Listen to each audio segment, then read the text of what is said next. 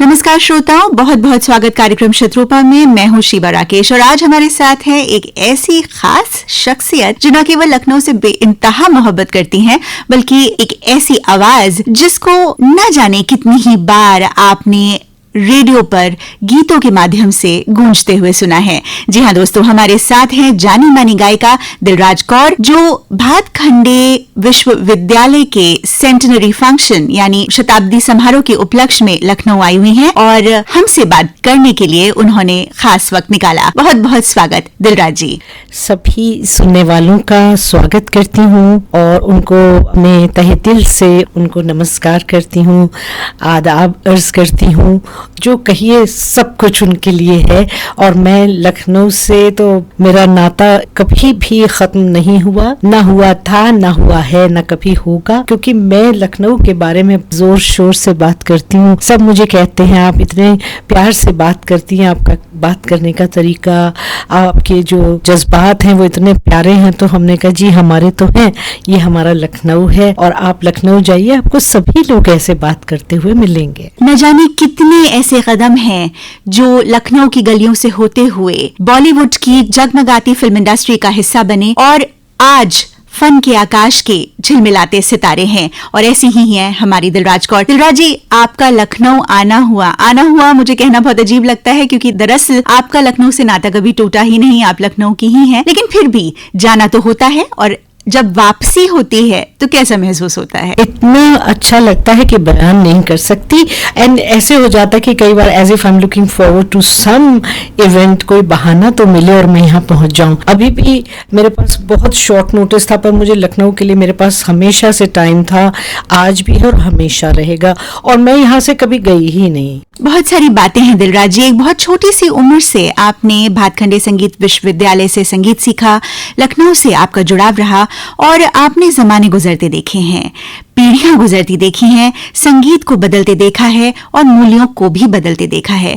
न जाने कितने ही नए आर्टिस्ट ने आपके गानों को रिक्रिएट भी किया है और ये सब आपके सामने हो रहा है। नई जनरेशन से क्या कहना चाहेंगी और इन नए एक्सपेरिमेंट्स के बारे में क्या सोचती हैं आप? वो तो अपनी जगह कंप्लीट है अपने में, तो उनको तो मैं क्या ही कहूंगी, क्योंकि सब जो नई पौध आती है उसके अपने खुद के एक्सपीरियंसेस, जज्बात होते हैं, तो वो अपने जज्बात अपने तरीके से पेश कर रहे हैं। बड़ी अच्छी, बहुत खूबसूरत चीज है और हम उसको दिलो जान से, उसके लिए भी हम हाजिर हैं, उनको प्यार करते हैं। लेकिन मैंने एक चीज पाई कि जो आर्ट है आपका, या कह लीजिए संगीत, ये समय का रिफ्लेक्शन है। आज यही बात मेरे सुनने में आई जब यहाँ के चीफ मिनिस्टर भातखंडे कॉलेज के बारे में बात कर रहे थे, तो उन्होंने यही कहा कि जितनी भी ये जो संस्कृति है, ये एक ग्रेस ऑफ गॉड, ये आपको ईश्वर की एक बहुत खूबसूरत, कहना चाहिए उसकी महिमा, वो जब कृपा करते हैं तब ये चीज आपको मिलती है। तो वो कह रहे थे we must recognise it, we must respect it. तो ये कितनी खूबसूरत बात उन्होंने कही और मैं उनसे पूरी तरह इस चीज को मैं मानती हूँ। तो वो जो दौर था उसमें उस वक्त के जज्बात पेश हो रहे थे, जो सोसाइटी थी उस वक्त, जैसे फिल्में कैसी बनी, सुजाता, आने वाली समझ, क्योंकि वो अछूत कन्या थी, उसको किस तरह से जो फिल्म मेकर हैं उन्होंने उसको पेश किया। इसी तरह से वो आई फिल्म हम हिंदुस्तानी, छोड़ो कल की बातें, कल की बात पुरानी, नए दौर में लिखेंगे हम मिलकर नई कहानी, हम हिंदुस्तानी। नया दौर आया, वो जो रोड्स पे तांगे चलते थे वही स्ट्रगल दिखाई गई और उसमें भी ये जज्बात पेश हुए। साथी हाथ बढ़ाना साथी रे, कोई अकेला थक जाए तो मिलकर बोझ उठाना। तो ये जज्बात जो है बहुत कुछ कह रहे हैं उस दौर का। और आप देखें कि वक्त ने हमेशा इस आर्ट के थ्रू, कला संस्कृति के थ्रू बहुत कुछ मैसेजेस दिए। हमको ट्यून इन करने की जरूरत है। मैं ऐसा लगता है कि हमको जरूर ट्यून इन करना चाहिए। खामियां पहले भी रही, आज भी हैं, आगे भी रहेंगी, क्योंकि हर तरह के लोग रहे हैं संसार में। जैसे हमारे तमाम स्क्रिप्चर्स में भी जिक्र आता है, दानव भी थे, देवता भी थे, तो इसी तरह से ये दौर भी चल रहा है।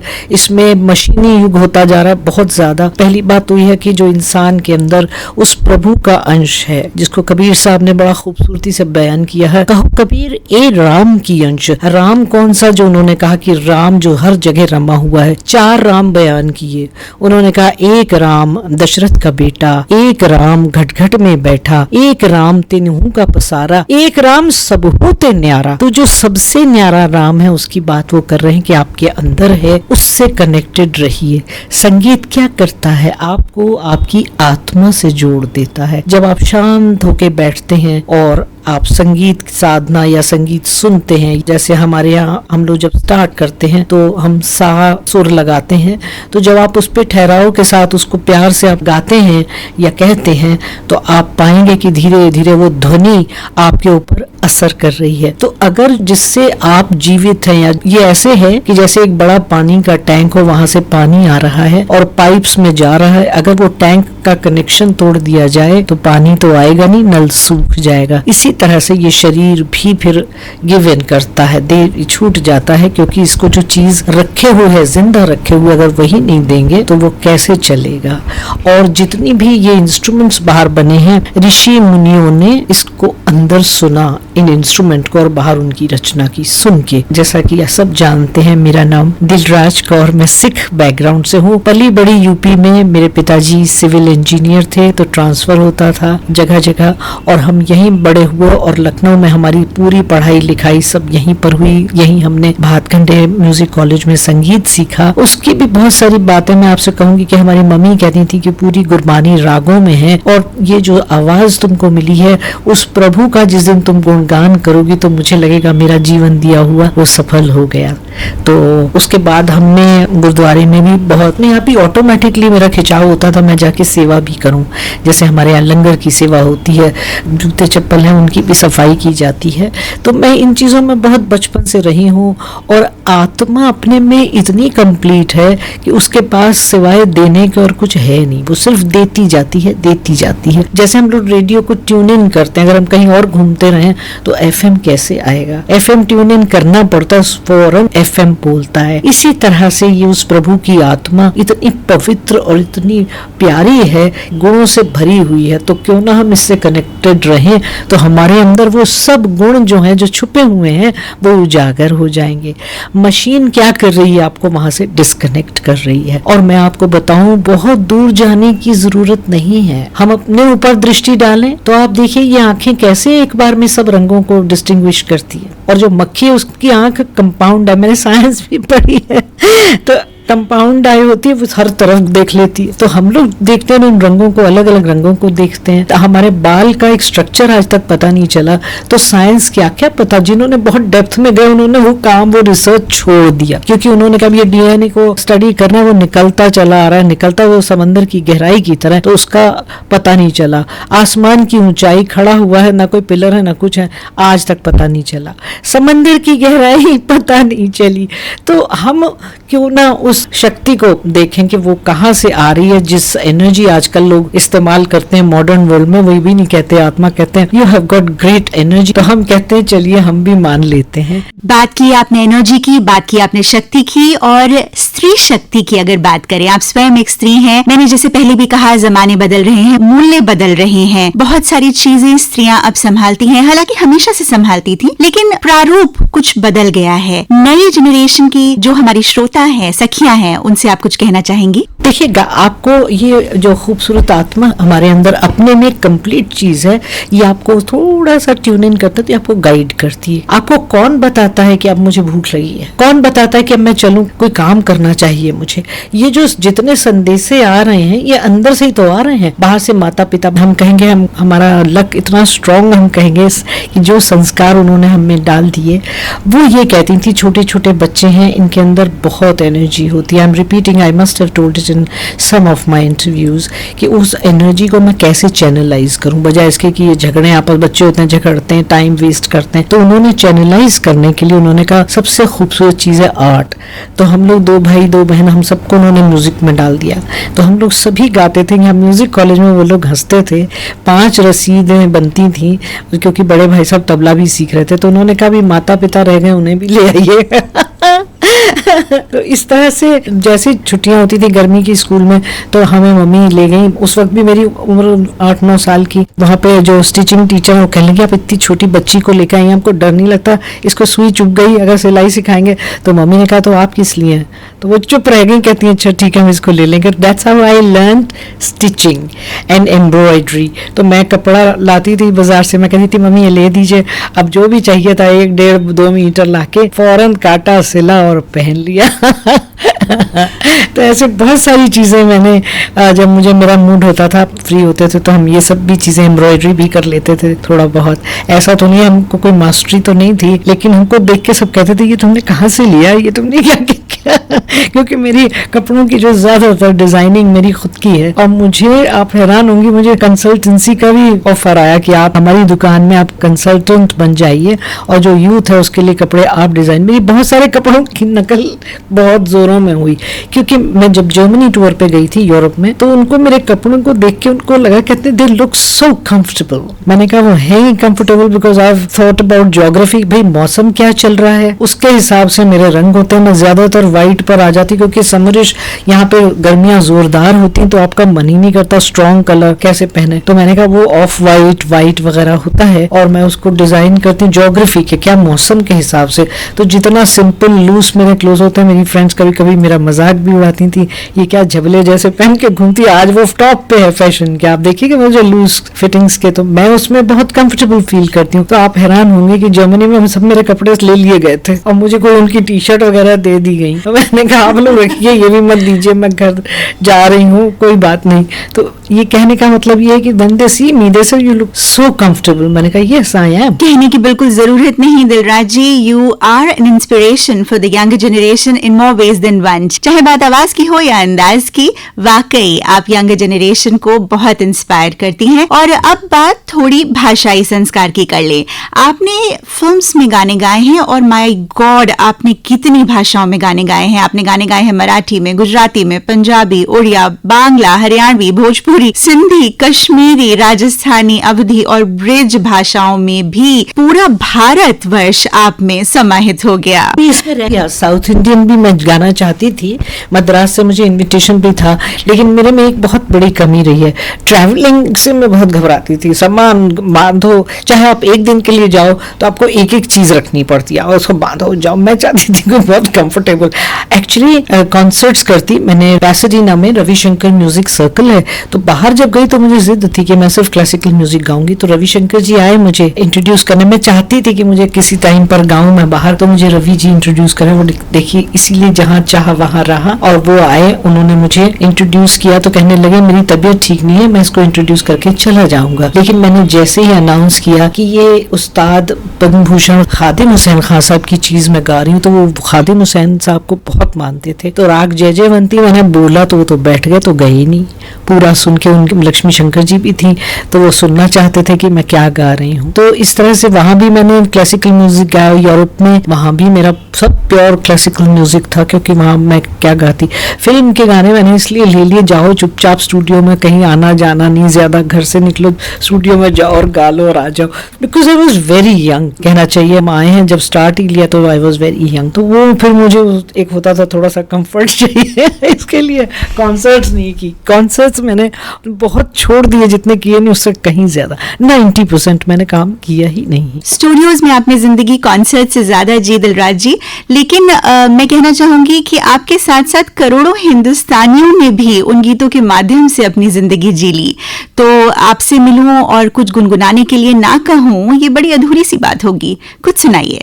हम जरूर सुना देंगे, लेकिन इससे पहले हम कुछ अर्ज करना चाहते हैं, आपकी इजाजत चाहते हैं। बिल्कुल, मांगने की जरूरत ही नहीं। हम आपसे ये कहना चाहते हैं कि हमको अगर आप सही माने में पूछें तो हमें लगता है अभी हमारा करियर स्टार्ट ही नहीं हुआ, क्योंकि हमने ऐसे ऐसे उस्तादों का गाना सुना और हम अब जब अपने को देखते हैं, पर वैसे कंपैरिजन करना नहीं चाहिए, क्योंकि उस प्रभु ने, परमेश्वर ने कभी दो चीजें एक सी बनाई भी नहीं। जैसे टेलर कपड़ा सिलते हैं तो वो उस बॉडी उसके हिसाब से सिलते हैं, अब मेरा कपड़ा किसी और को कैसे आ जाएगा, इस तरह की बात है। लेकिन जिन उस्तादों को मैंने सुना, उस्ताद नजाकत अली, सलामत अली, उस्ताद बड़े गुलाम अली खान साहब की ठुमरियां मैं गाया करती थी और आपकी आकाशवाणी में मुझे बुला बुला के मुझे कहती थी अनाउंसर्स, जरा वो सुनाओ याद पिया की आए ना बालम। तो मैं उन लोगों को जब आती थी तो उनको सुनाती थी ये सब। उसके बाद अभी ये मुबारक अली खान साहब को सुना, मुझे बहुत पसंद आया। और ये गुलाम अली खान साहब जब आए यहाँ इंडिया तो इन्होंने मुझे जब सुना तो ये एक्चुअली स्टीम ले रहे थे, इन्होंने वो टॉवल फेंक के मेरे पास बैठ गया, कहते कुछ सुनाइए। तो मैंने कहा जी हमें हारमोनियम आता नहीं है बजाना, हमने तानपुर पे सब संगीत सीखा है। तो वो खुद लेके बैठ गया, हाँ गाई। जैसे ही मैंने गाना शुरू किया तो जो उनका टॉवल था उसको उन्होंने निकाल के फेंका, वो स्टीम ले रहे थे, फर्स्ट प्रोग्राम था बॉम्बे में। और वो बैठ गया, कहते हैं तुम्हारे साथ हम एल्बम करेंगे। मैंने कहा जी अच्छा। तो मैंने जो गजल उनको सुनाई तो वो बिल्कुल ही वॉज जस्ट फ्लोर्ड।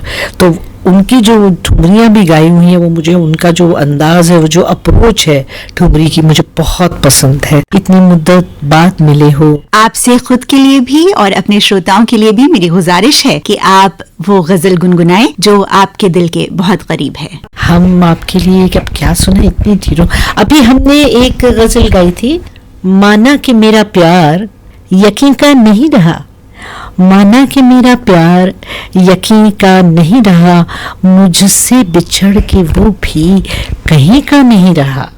अगला शेर अर्ज है, ले डूबी आसमां को छूने की जिद उससे, ले डूबी आसमां को छूने की जिद से, ऊंचाइयां मिली तो जमीन का नहीं रहा। क्या खूबसूरत लिखा है।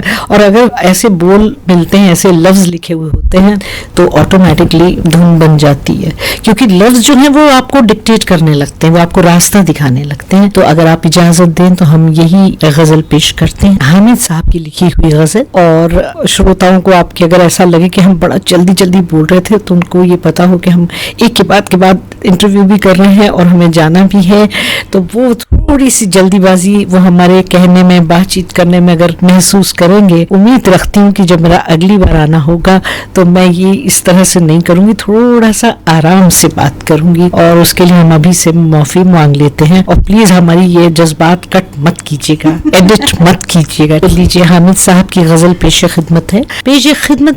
हामिद साहब की गजल, माना के मेरा प्यार यकीन का नहीं रहा,